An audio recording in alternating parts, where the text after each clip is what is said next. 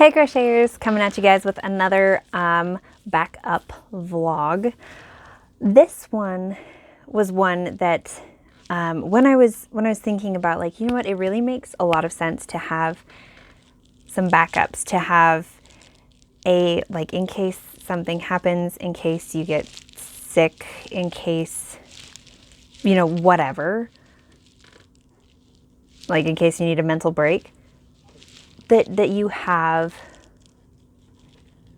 like things to put out because you have an audience and you've made a commitment to them to, you know, provide them with crochet vlogs and crochet patterns. And anyway, so when I was thinking about this, in my mind I was like, all right, what will people be excited to receive, but is not like such a high demand right now that it can be one of these sort of backup patterns. And one of the ideas was a chubby alpaca, because you guys have seen the chubby llama. I already have the large alpaca. Oh, it's down because Rachel was writing it. And so it's still like something I think people will be excited about, but not like in such high demand right now that I will feel bad for having it be sort of this stashed away pattern. So I definitely cheated, and I stole the alpaca ornament head. This is the exact same one. I just took the ribbon off and was like, perfect, I've got the head done. I'm so fast. And then I've been working on the body, and so the body is very it's similar, actually, like the row counts are very similar to like the chubby donkey. And I wanted to close off the top the way that I do the donkey and the horse, where you kind of zip it up in the back, you know, or like lacing shoes. You take a piece of yarn and you work it through kind of the back strands, and then you pull it through this side, pull it through that side, and you just kind of crisscross it and then pull it tight. Because I like, that's easier to explain than the way that I did like the chubby llamas. Let me see, where's the llama? So let me give an example here. So here we've got the chubby llama and the chubby donkey. And so on the chubby donkey, you can see here, it's very easy to see because I used a black piece of yarn to finish it off. That I used that black yarn, and I grabbed the outside loops of the stitches, worked it all the way up, kind of shoelaced it, pulled tight, knotted off, and wove it in.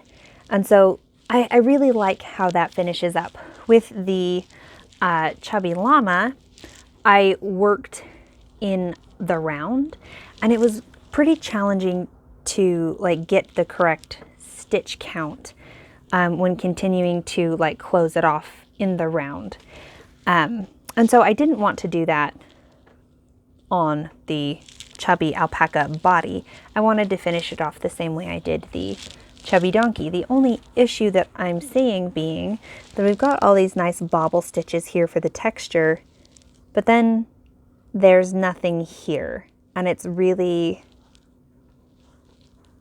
I don't know, like I just don't like it. So I tried a couple of things. Like I tried top stitching bobbles onto it, and it was fine, other than the fact that it made the body feel like it was a lot deeper, so the proportions were suddenly way off when before they'd been fine. So that was really frustrating. And so I'm kind of at a standstill because I'm not sure what to do, or like, will anyone else care, or should I like make it a saddle or something so no one can see? I don't know. I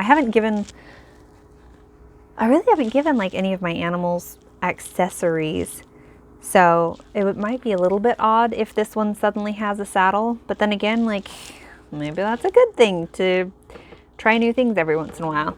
So this is the head, obviously, and this is kind of how it would sit on the chubby alpaca. And then just like I did on the on the llama and the donkey, I'm going to give it kind of like bobble stitch extensions onto the bobble stitches here, because they're just, these triple bobbles are just not enough, like, to give it the height and make it really look like an alpaca. It looks pretty legless. So a couple more examples here. So on the chubby sheep, the legs are just triple bobbles. There's no extension, which I think kind of works because it's fluffy. It's supposed to be chubby. You could definitely see how the fluff would be so much that would, like, it would kind of cover up till just kind of the bottoms of the feet. So I think that works on this one, but I don't think it really works on the alpaca. And so here on the chubby horse, this is the one I've given like the longest leg extensions to. So we've got that first row. You can tell my shelf's a little dirty. Well, it's made out of reclaimed wood, so it's a little dirty.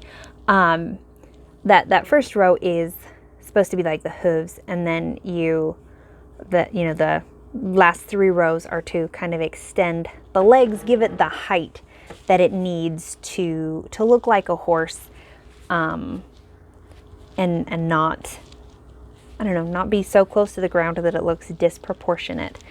So that is what I've got 2, and I'm not totally sold. This is part of designing a lot of, like, I'm not sure if this is gonna work. I hope so. So I've made these little leg extenders, and the first one, I think I frogged it because I was like, oh, that is not gonna work. The first one I made just like this, but I put bobble stitches on it, so I was hoping it would like kind of fit in more with like these bobbles, and then it would look like a more natural extension. It looked terrible.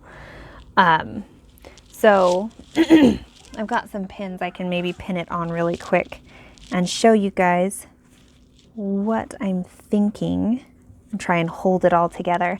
I have not figured out the tail yet. I've tried a couple of variations and I'm not happy with any of them, which is interesting, I guess. Also, a part of the design process, realizing what you like and what you don't like. There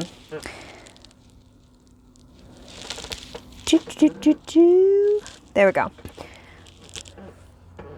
So that's kind of what the extension would look like. And then if we've got the head on here like this is what we're looking at. And I'm pretty happy with this.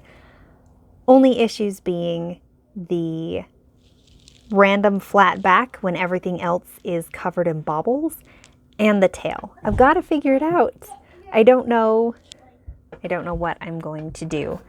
So that's kind of where I am for that. Real quick, I'm going to pause because Rachel's coming upstairs. Alrighty, she's squared away, so we're good. But that's where we are. This has honestly worked up really fast. It definitely helps, when you already have the head figured out.